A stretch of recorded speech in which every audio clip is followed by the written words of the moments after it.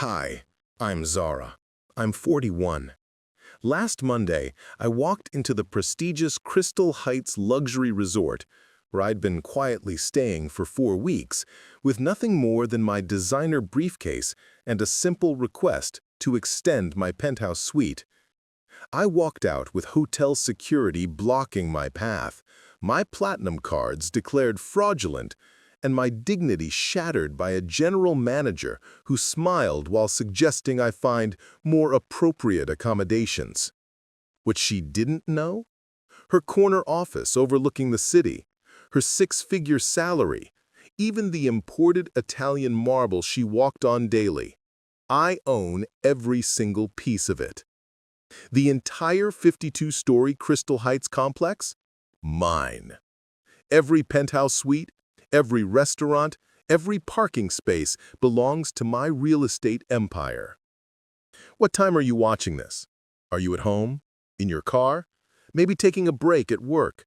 Drop a comment below, because I want you right here with me while I tell you exactly how I transformed her discrimination into the most expensive lesson of her career. They wanted to erase me from their exclusive world. Instead, I reminded them who actually owns it. Let me paint you the picture of who I really am versus who they saw that day. My name is Zara Amelia Richardson, and I'm worth $3.2 billion. Not million, billion, with a B. I built my fortune from the ground up through my tech company, Zenith Innovations, which revolutionized cloud computing infrastructure for Fortune 500 companies. We went public 18 months ago in what financial magazines called the most successful tech IPO of the decade. But success at my level comes with a price that most people never consider. When you're a black woman who's built an empire in Silicon Valley, you become a target, not just for criminals or gold diggers, but for people who fundamentally believe you don't deserve what you've earned. People who assume your success must be temporary, illegitimate, or somehow stolen from someone more deserving. So I learned to move differently, to live in the shadows of my own success. I own 17 properties across the globe, mansions in Malibu, penthouses in Manhattan, a chateau in the French countryside that once belonged to nobility.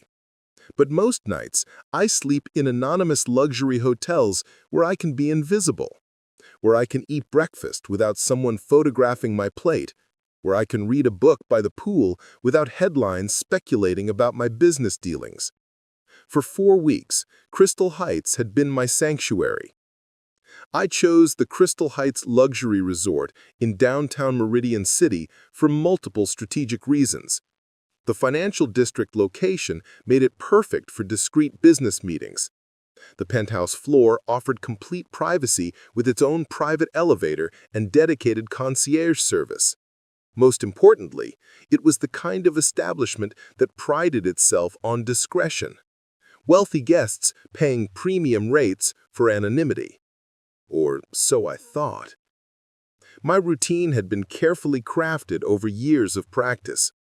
Designer jeans instead of power suits, expensive enough to signal quality, but casual enough to avoid attention. Simple silk blouses in neutral colors, my natural hair styled in elegant protective braids instead of the severe straight styles I wore for board meetings. Minimal jewelry, except for my grandmother's simple gold watch, a piece that meant more to me than any of the diamonds gathering dust in my safe. To the Crystal Heights staff, I was simply Ms. Thompson, a successful consultant who paid in cash and kept to herself. I let them construct their own narrative about my background, my business, my reasons for staying. In my experience, people's assumptions often worked in my favor, allowing me to observe and analyze without the performance that came with being recognized as Zara Richardson, tech mogul, and billionaire.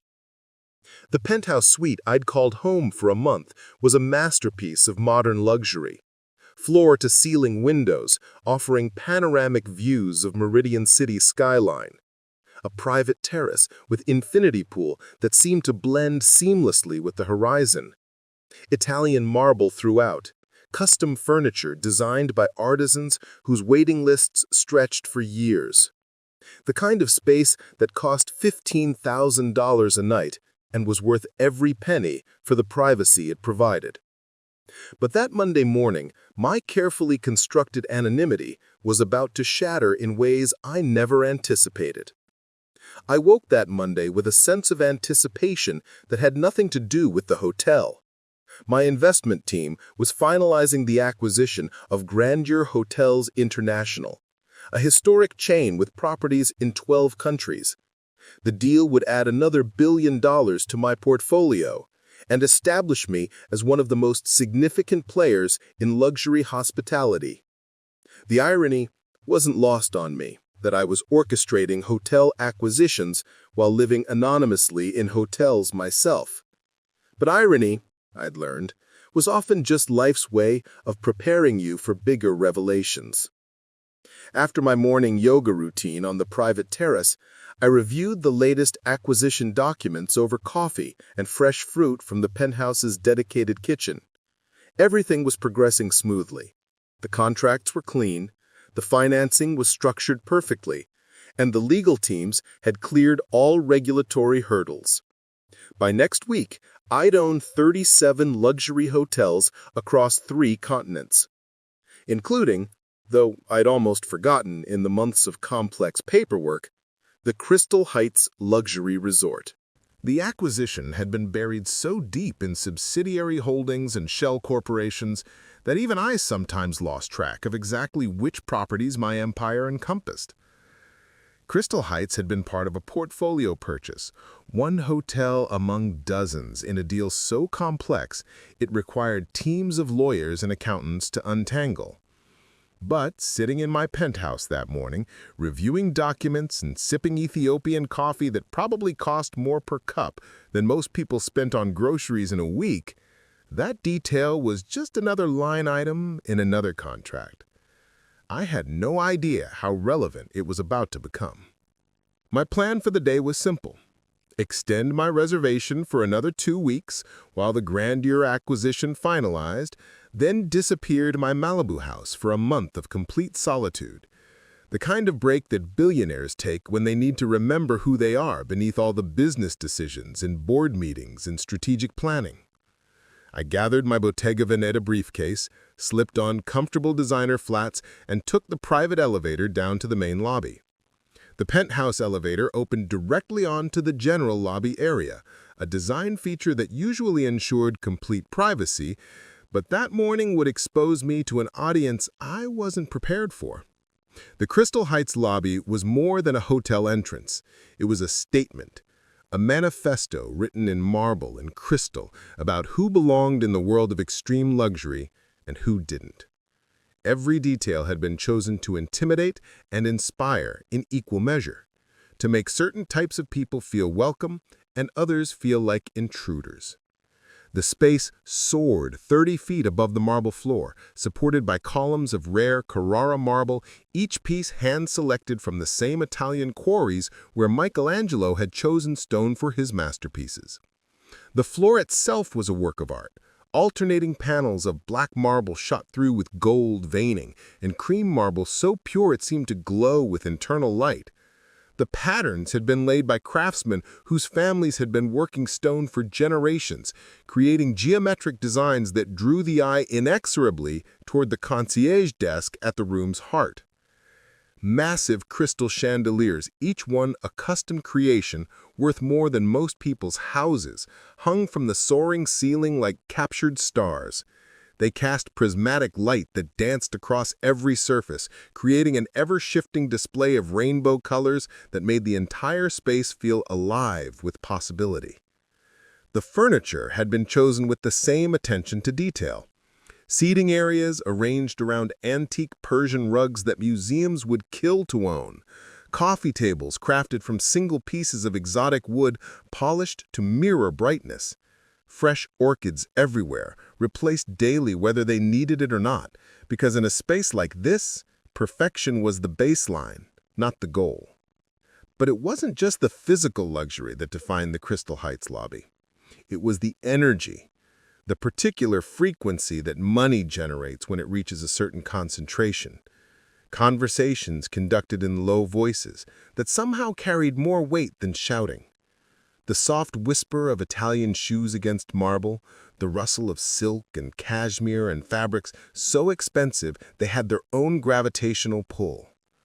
The people moving through this space were a living catalog of wealth. Women whose handbags cost more than cars, carrying themselves with the particular confidence that comes from never checking account balances. Men in suits that were cut so perfectly they seemed like extensions of their own skin, discussing deals that would reshape entire industries with the casual air of people planning weekend getaways.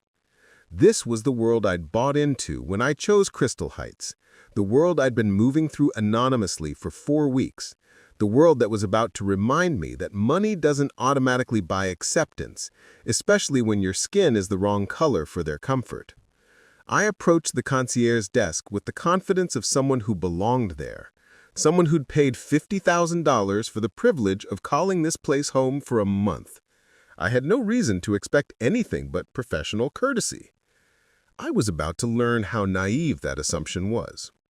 Behind the marble fortress of the concierge desk stood Victoria Sterling, and she was everything you'd expect from someone who'd built her career on deciding who belonged in exclusive spaces. Late 40s, with ash blonde hair swept into a chignon so perfect it looked architectural rather than natural. Her makeup was flawless in the way that required professional skill and expensive products. Not a single line out of place, not one shade that hadn't been chosen to complement her complexion and project authority. She wore a charcoal Armani suit that probably cost $8,000, tailored to fit her like armor, the kind of outfit that announced its price tag without needing labels, that spoke fluent luxury in the language that people like her had been trained to understand since childhood. But it wasn't her appearance that defined Victoria Sterling. It was her energy.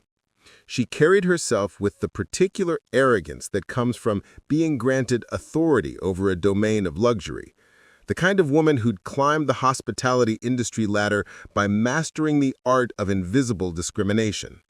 She knew how to make bias look like policy, how to turn prejudice into procedure, how to exclude people while maintaining perfect deniability. She was, I would learn, very good at her job.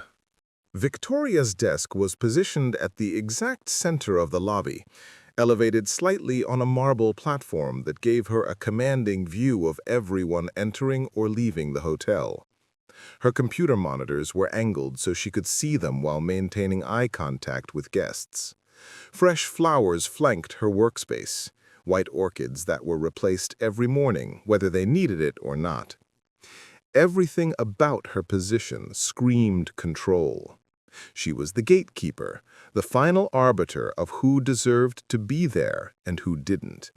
And as I approached her domain that Monday morning, I had no idea that I was about to become a test case in her particular brand of hospitality. "Good morning," I said, setting my briefcase down beside the marble counter. "I'd like to extend my stay in the Crown Penthouse for another 2 weeks, please." The request was simple, routine. I'd made similar requests at dozens of hotels over the years. A straightforward business transaction that should have taken 5 minutes and resulted in nothing more dramatic than an updated confirmation email. Victoria looked up from her computer screen, and I watched her eyes perform an assessment that lasted exactly 3 seconds too long. Her gaze moved from my face to my clothing to my briefcase and back to my face, calculating and cataloging in ways that felt invasive rather than professional. My jeans were designer, 7 for all mankind, distressed in all the right places, cut to fit like they'd been made specifically for my body. They'd cost $600, which was more than many people spent on entire wardrobes. But they were still jeans in a world where power was measured in wool and silk. My blouse was silk crepe de chine from Theory in a shade of dove gray that had been chosen specifically to complement my skin tone. It was elegant, expensive, perfectly tailored, but it wasn't a power suit, and in Victoria's world, that distinction mattered. My briefcase was Bottega Veneta, hand-stitched Italian leather in their signature intrecciato weave. It had cost $4,000 and had a waiting list longer than most restaurant reservations. But it was a soft briefcase, not the hard-sided power cases that male executives carried. And, apparently, that difference registered in Victoria's mental calculus. What she saw was a black woman in casual clothes making expensive requests. And in her experience, that combination usually meant trouble. Her smile appeared, practiced, professional, and completely empty of warmth. "Certainly. Let me pull up your reservation details. What name is the booking under?" "Thompson. Zara Thompson, Crown Penthouse, Suite 5201. Her fingers moved across the keyboard with deliberate slowness, each keystroke feeling like a small judgment. Around us, the lobby continued its choreographed dance of wealth and privilege, a couple discussing their yacht's upcoming maintenance schedule, a business group planning a merger that would affect thousands of jobs with the casual air of people choosing lunch options. The gentle clink of fine china from the adjacent restaurant, where breakfast cost more than minimum wage workers earned in a day. "I'm seeing some irregularities here," Victoria said, her voice carrying just far enough to attract attention from nearby guests without seeming intentionally loud. "The payment method on file appears to be flagged in our security system." The first flutter of unease stirred in my stomach. "Flagged? I've been paying in cash, exactly as arranged with your reservations department when I checked in." "Cash payments of this magnitude require additional verification protocols," she explained, her voice growing slightly more audible, "especially for extended stays in our premium accommodation levels. Are you able to provide alternative payment methods? Corporate backing, perhaps?" Corporate backing. The phrase hung in the air like a challenge. She was offering me a lifeline, a way to prove that I had legitimate business reasons for being there, that some company or organization was underwriting my stay. The implication was clear. Individual black women didn't have $50,000 in cash for month-long penthouse stays unless something questionable was involved. A woman in a Chanel suit at the nearby seating area glanced up from her Financial Times. A gentleman in what was clearly a Savile Row suit slowed his stride as he passed the desk. The invisible audience was gathering, drawn by the subtle theater Victoria was orchestrating. "I prefer cash transactions for privacy reasons," I explained, keeping my voice level despite the growing attention. "It's perfectly legal and was approved by your management when I made the original reservation." Her laugh was practiced, professional, and completely empty of warmth. "Certainly. I am the management of Crystal Heights, and I can assure you that cash payments of $50,000 require extensive documentation and verification that I'm not seeing reflected in our system." $50,000. She'd said the number loud enough for half the lobby to hear, loud enough for everyone within earshot to calculate exactly what kind of situation they were witnessing. A black woman claiming to have paid $50,000 in cash for a luxury penthouse stay, but unable to provide proper corporate documentation. In their world, the math didn't add up. In their experience, people like me didn't have that kind of money unless something illegal was involved. The narrative was already writing itself in their minds. "I have all my receipts and documentation," I said, opening my briefcase to retrieve the leather portfolio where I'd kept all my hotel paperwork. Every transaction has been properly recorded. Every payment has been— Ma'am, Victoria interrupted, her voice now carrying the authority of someone who had made her decision and was moving to implementation. I'm going to need to ask you to step aside while I contact our security team. This type of arrangement requires immediate investigation. That phrase, this type of arrangement, hung in the marble air like an accusation. Everyone within earshot understood the subtext. Everyone knew exactly what she was implying. The black woman with unexplained cash had to be involved in something that required investigation. Drug money, maybe. Money laundering. Criminal proceeds that needed to be traced back to their source. Because in Victoria Sterling's world, there was no legitimate reason for someone who looked like me to have the kind of money I was claiming to spend. Investigation? The word came out sharper than I intended, my carefully maintained composure finally cracking under the weight of her implications.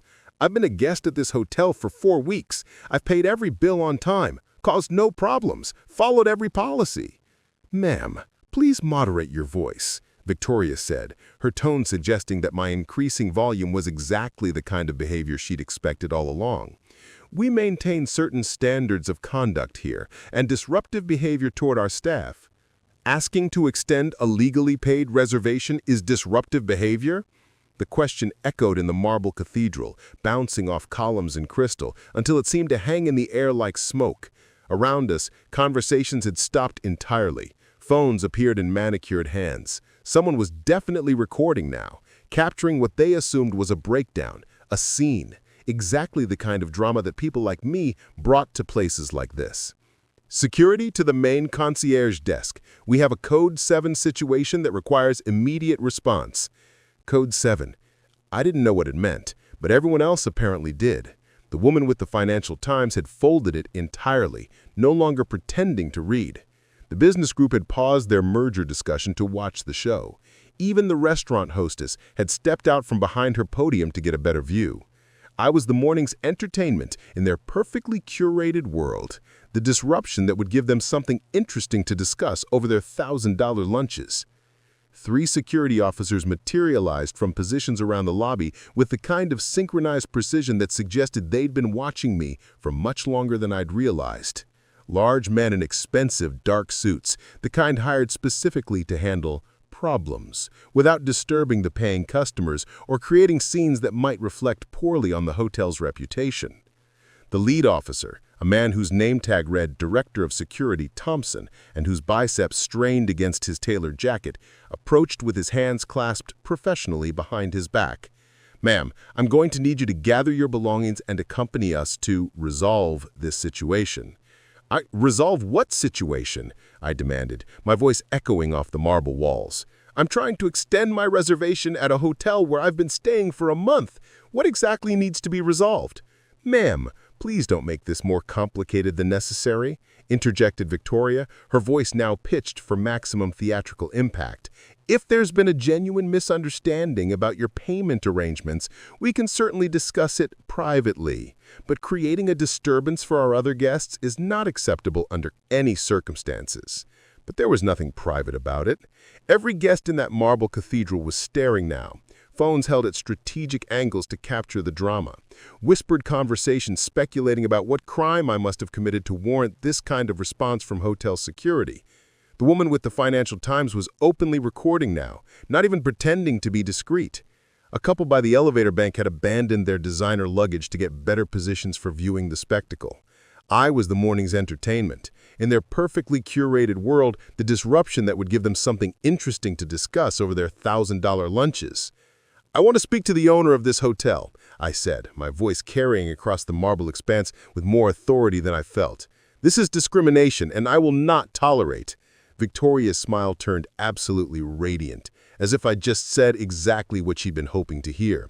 Ma'am, the ownership of Crystal Heights operates at levels far beyond situations like this. I can assure you that no one in our corporate structure will ever be available to discuss irregularities in cash payment arrangements with guests who cannot provide proper verification. Irregularities, situations, the careful language of institutional discrimination polished to a shine and delivered with perfect deniability. Ma'am, "We need to resolve this immediately," Director Thompson said, stepping closer with the practiced authority of someone who'd handled countless situations like this. "Either you accompany us voluntarily to our security office, or we'll need to physically escort you from the premises." The threat hung in the marble air like a blade. Around us, the gathered audience held their collective breath, phones positioned perfectly to capture whatever happened next. This was the moment they'd all been waiting for, the inevitable escalation that would prove their assumptions right.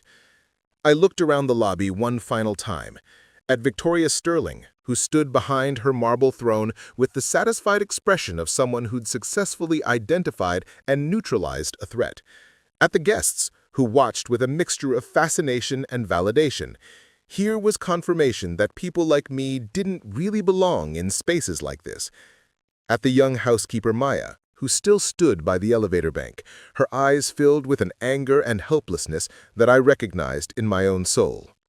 "Fine," I said, my voice steady despite the humiliation burning in my chest. "But I want documentation of everything that happens from this point forward." Director Thompson nodded with professional courtesy. "Of course, ma'am. Everything will be properly documented." As they escorted me through the lobby, Victoria's voice followed us like a victory speech. "Ladies and gentlemen, I sincerely apologize for this unfortunate disruption. Crystal Heights maintains the strictest security protocols to ensure all our legitimate guests continue to enjoy the peaceful, exclusive experience they expect and deserve from our establishment." Legitimate guests. The words echoed in my mind as we walked down a corridor I'd never seen before, one designed to be invisible to the real guests. Each step felt like a descent into a different world, from the marble paradise of the lobby to the utilitarian reality of the hotel's operational backbone. The security office was everything the lobby wasn't. Fluorescent lights that made everything look sickly and harsh. Gray walls that probably were white ones but had faded into institutional indifference. Cheap furniture that belonged in a government building, not a luxury hotel. A water cooler that gurgled ominously in the corner, and coffee that smelled like it had been brewing since the previous century. They offered me a plastic chair at a metal desk that had seen better decades. The coffee came in a paper cup with a crack along one side. This was where Crystal Heights kept the people who didn't matter, the ones whose comfort wasn't worth investing in. "Someone will be with you shortly to review your situation," Director Thompson said, closing the door with a finality that made the small room feel even smaller. I sat in that fluorescent purgatory for 57 minutes, watching the institutional clock on the wall tick away seconds of my life while they investigated my completely legitimate hotel stay. Through the thin walls, I could hear the muffled sounds of luxury continuing without me. Phones ringing with reservations for $1,000 dinners, conversations about private jet schedules, the efficient bustle of an establishment that catered to people who never had to wait in rooms like this. But I wasn't just sitting there feeling sorry for myself. I was thinking, planning, and most importantly, I was making phone calls. The first call was to Marcus Chen, my property acquisitions manager. Marcus had been with me for 8 years, ever since I'd made my first major real estate investment. He was brilliant, discreet, and had an encyclopedic knowledge of every property in my portfolio. "Marcus, I need you to pull up the Crystal Heights file. Specifically, I need to know exactly when we finalize that acquisition and what our management structure looks like." There was a pause as he accessed his files. "Crystal Heights Luxury Resort, Meridian City. We acquired it 8 months ago as part of the Grandeur Hotels International package deal. Purchase price was $470 million, financed through Sterling Holdings LLC. You own it outright through 3 layers of subsidiary corporations." $470 million? I owned a $470 million hotel, and they just locked me in their security office like a common criminal.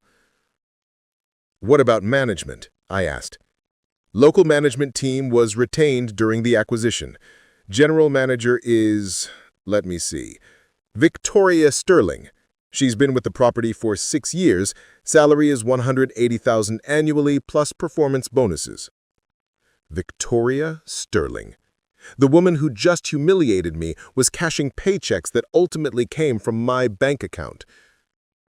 Marcus, I need you to arrange an emergency board meeting for tonight. Virtual is fine, but I want every department head available. And Marcus, make sure Ms. Sterling understands that the owner will be attending personally. Understood. Anything else? Yes. I want a complete audit of discriminatory practices at all our hospitality properties. Start with Crystal Heights. I have a feeling this isn't an isolated incident. The second call was to my legal team.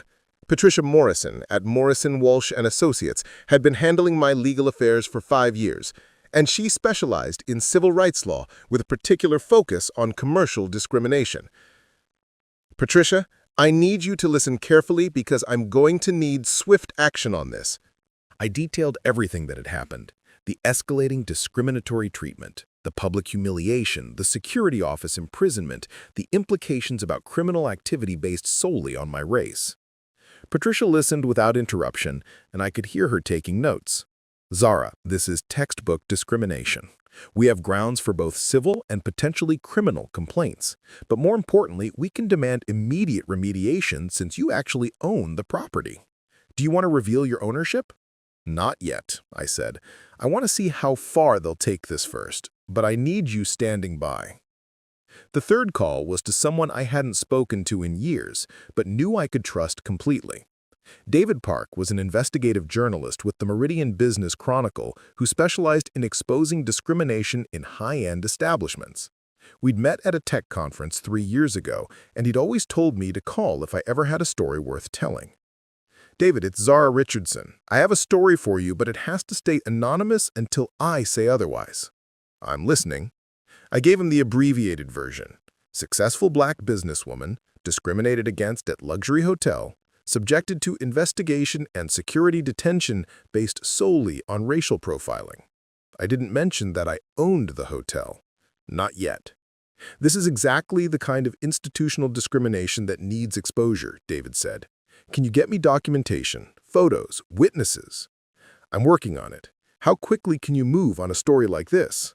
If I have solid evidence, 24 hours.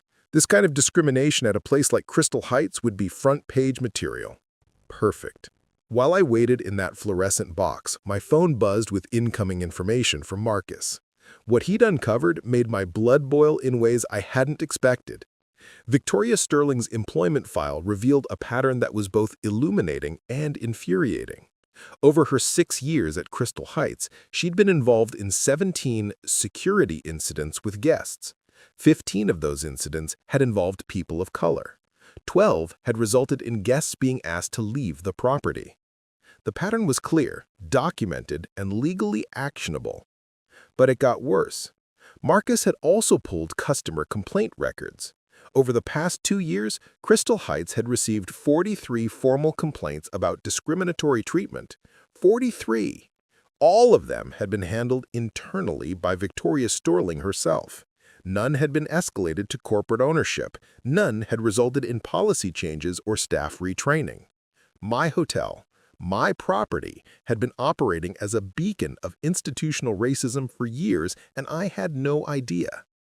The door to the security office finally opened, and Victoria Sterling entered carrying a manila folder and wearing the expression of someone about to deliver unfortunate but predictable news. "Ms. Thompson," she said, settling into the plastic chair across from me like she was granting me an audience, "after thorough investigation, we've determined that your cash payment arrangements don't meet our current security standards and compliance requirements." Compliance with what exactly? Financial crimes prevention protocols, money laundering prevention, the kinds of safeguards that legitimate businesses maintain to protect themselves and their genuine customers. There it was again. Legitimate, genuine. The careful language of exclusion wrapped in legal necessity. And your conclusion. Her smile was sharp as broken glass. "We'll need to ask you to find alternative accommodations immediately. Your belongings are being packed and will be available at the front desk within the hour." "Alternative accommodations," I repeated slowly. Yes, perhaps something more appropriate to your situation and budget constraints.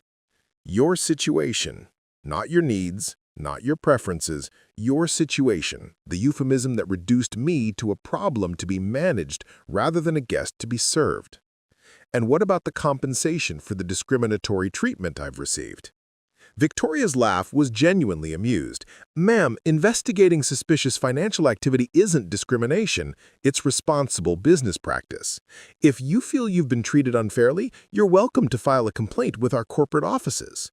Though I should mention that we'll be adding your information to our security database to prevent similar misunderstandings in the future. Security database. A blacklist that would follow me to every property in their network. I see, I said, standing up with more composure than I felt. And who exactly should I contact in your corporate office? The guest relations department handles all complaints, though between you and me, she leaned forward conspiratorially, cases like yours rarely result in any meaningful action. Corporate tends to trust the judgment of management when it comes to these situations. These situations. People like me. The subtext was crystal clear.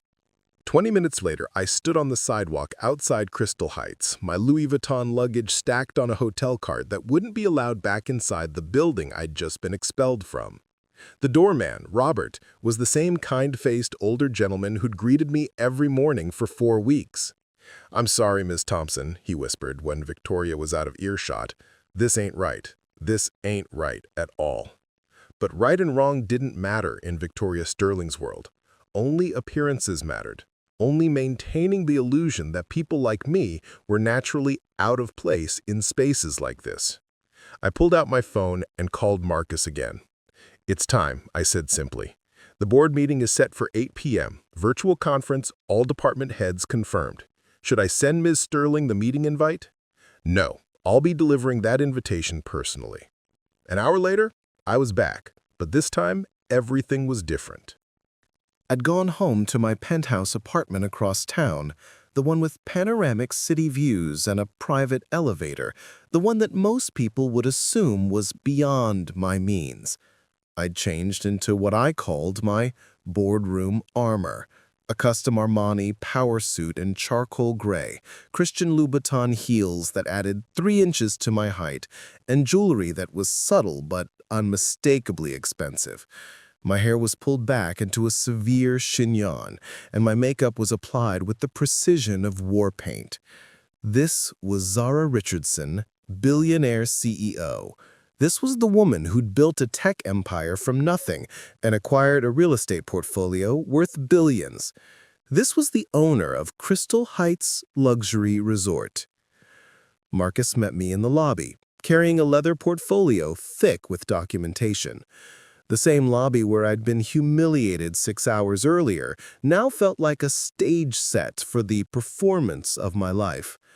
Victoria Sterling was still at her post behind the marble desk, probably basking in the glow of a job well done. She'd successfully identified and eliminated a threat to the purity of her establishment. She'd protected the real guests from contamination by people like me. She was about to learn exactly how wrong she'd been. I approached the concierge desk with Marcus beside me, our footsteps echoing across the marble floor with the authority of people who owned the ground they walked on. The few guests in the lobby looked up, recognizing the energy of serious business, serious money, serious consequences about to unfold. Victoria looked up from her computer screen, and I watched her face cycle through confusion, recognition, and the first flutter of concern. I was the same woman she'd expelled 6 hours earlier, but everything about my presentation had changed. The clothes, the posture, the energy, everything screamed power and consequence. "Miss Thompson," she said, recovering her professional composure, but unable to hide the uncertainty in her voice. "I thought we'd resolved your situation." "We did. And now I'm here to resolve your situation, Miss Sterling." I placed my business card on the marble counter, not the anonymous consultant card I'd been using, but my real card, the one with my real name and real title. Zara Richardson, CEO, Zenith Innovations. Victoria glanced at the card, and I watched her Google my name on her computer screen. I saw her face pale as the search results populated. Forbes articles about my net worth, business journal profiles of my real estate acquisitions, photos of me accepting tech industry awards, speaking at conferences, being interviewed on financial news programs. "I don't understand," she said, her voice smaller than it had been all day. "Marcus," I said, without taking my eyes off Victoria, "please explain to Miss Sterling exactly who owns the property she's been managing." Marcus opened his portfolio and placed a document on the counter. "Miss Sterling, I represent Richardson Holdings, LLC, which acquired Crystal Heights Luxury Resort 8 months ago through a subsidiary corporation. The sole owner of Richardson Holdings is Ms. Zara Richardson, who you've been interacting with today." The color drained from Victoria's face entirely. Around us, the lobby had gone silent. Guests who'd witnessed my humiliation that morning were now witnessing something far more dramatic, the complete reversal of power they'd thought they understood. "8 months ago," I said, my voice steady and clear, "I purchased this hotel for $470 million. Your salary, Ms. Sterling, comes from my bank account. The marble you're standing on, I own it. The crystal chandeliers, mine. The very air you're breathing in this lobby, I paid for it." Victoria's mouth opened and closed without sound. The woman who'd commanded this space with such authority 6 hours earlier now looked like she was drowning in front of an audience. "But more importantly," I continued, "I've spent the last 6 hours investigating exactly how you've been running my property. Would you like to know what I found?" She shook her head mutely. 17 security incidents in 6 years, 15 involving people of color, 43 discrimination complaints, all buried. No corporate reporting, no policy changes, no consequences. You've been operating my hotel as your personal fiefdom of racism, and you thought no one would ever hold you accountable. The lobby was dead silent now. Phones were out again, but this time they were recording Victoria's downfall rather than my humiliation. "I want to speak to my lawyer," Victoria whispered. "By all means," I said, "you're going to need one, because as of this moment, you're terminated for cause.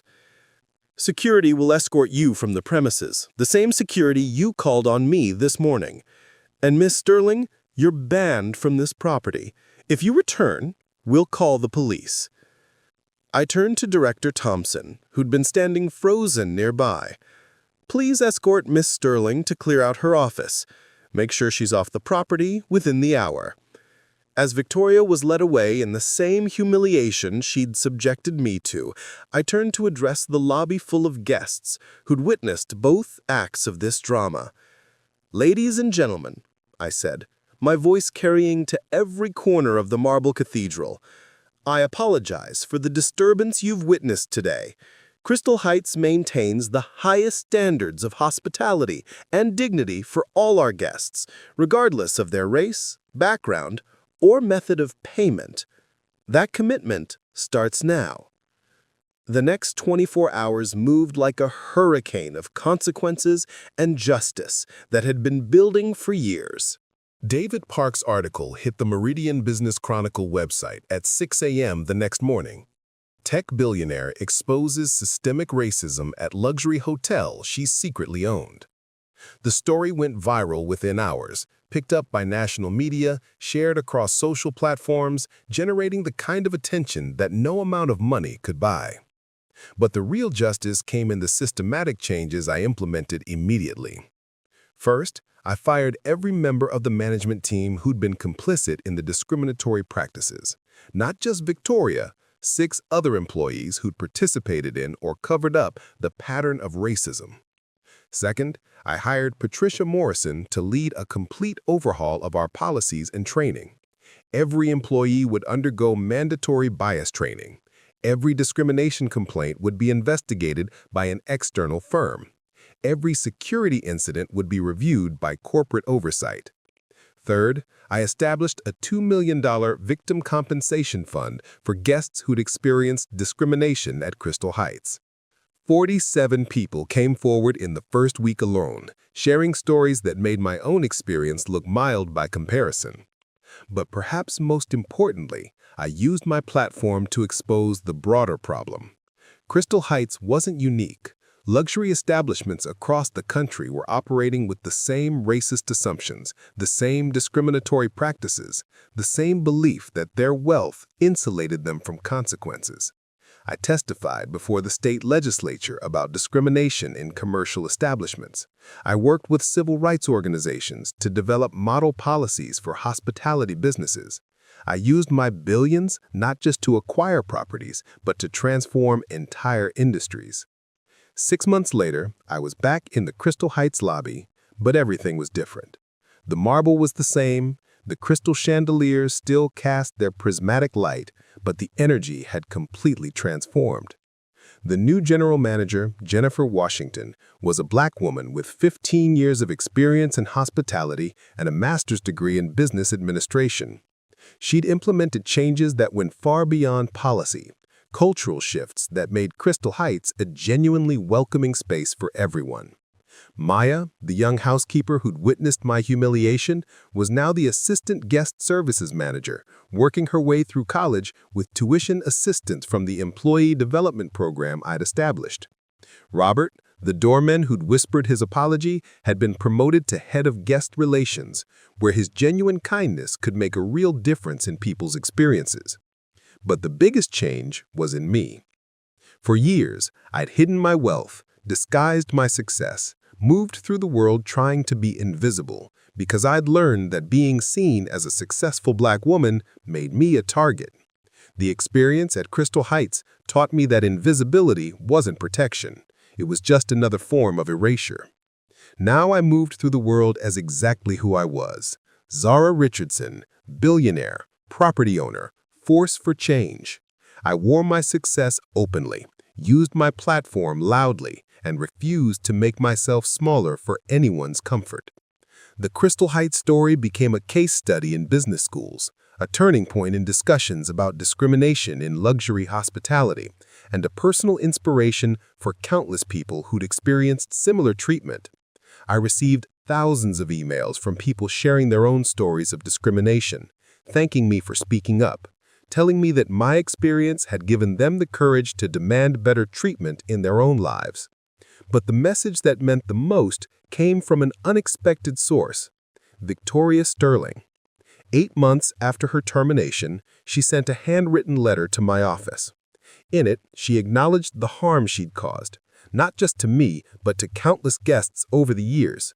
She wrote about the bias training she'd sought out on her own, the therapy she'd undertaken to understand her own prejudices, and her commitment to becoming a better person. It wasn't enough to undo the damage she'd caused, but it was a start. And it reminded me that even the most entrenched systems of discrimination could change when people were held accountable for their actions. Today, Crystal Heights Luxury Resort is rated as one of the most inclusive luxury hotels in the country. Our guest satisfaction scores are the highest they've ever been. Our employee retention is extraordinary. Our profitability has increased by 30% since implementing our inclusive policies. It turns out that treating all guests with dignity and respect isn't just morally right, it's good business. But beyond the business success, what happened at Crystal Heights proved something more important: that individual action can create systemic change, that speaking up against discrimination, even when it's uncomfortable, even when it feels impossible, can transform entire industries. I didn't set out to become a civil rights activist that Monday morning. I just wanted to extend my hotel reservation. But sometimes life forces you into roles you never expected, and sometimes those roles are exactly what the world needs. If you've ever experienced discrimination, if you've ever been made to feel like you don't belong in spaces where you have every right to be, your story matters, your voice matters, and sometimes speaking up is the most powerful thing you can do. Drop a comment below and tell me about a time when you refused to be made invisible, when you stood up for yourself or someone else, when you turned discrimination into empowerment.